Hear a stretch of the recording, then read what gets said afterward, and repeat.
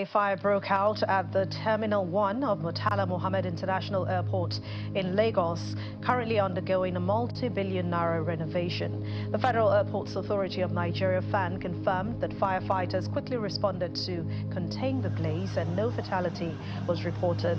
To bolster emergency response, FAN activated mutual aid agreement, calling reinforcement from the Lagos State Government's Julius Berger Nigeria PLC, China Civil Engineering Construction Corporation, and the Lagos State Emergency Management Agency. The FAN has assured the public that all precautionary measures have been put in place to protect lives and property, emphasizing that safety remains top priority during the incident. You can see the MD of FAN, Olubomikuku, is here. She's sweaty already. She has her hands full. Ma'am, we'd like to know, what's the situation? Do we have, how many people have been are involved in this? Because, of course, a lot of stories are flying on social media these days. What is the correct figure of persons that were trapped in this building?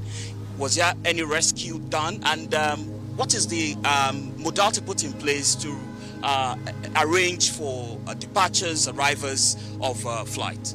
Thank you very much, Ayomide. The fire actually started shortly after 3 p.m. Immediately, we activated our airport emergency operating procedures in line with the Nigerian Civil Aviation Authority's regulations for this airport. We coordinated very closely with all the agencies. We were able to evacuate almost everyone safely from the terminal. The only people who were left were 12 people who were actually left at the control tower because we had 4 flights that we still needed to land. We did make sure that we had coordinated with all of the fire and rescue services and other emergency management agencies in terms of how to rescue them. We did have support from a few helicopters from the police air wing and a couple of others. We also used cranes. We were able to safely evacuate all 12 of them from the control tower after they were able to land the 4 flights safely. As it is now, we did have about 6 injuries.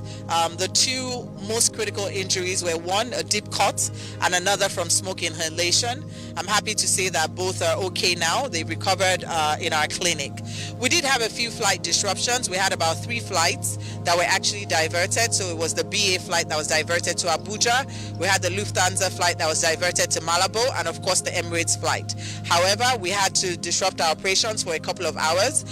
We've set up an emergency operating center that was activated immediately. We have now set up a remote tower. We're back and operating, so all flights are back on schedule. So if there are any one of you who have flights tonight, you're happy to come to the airport for either departures or arrivals.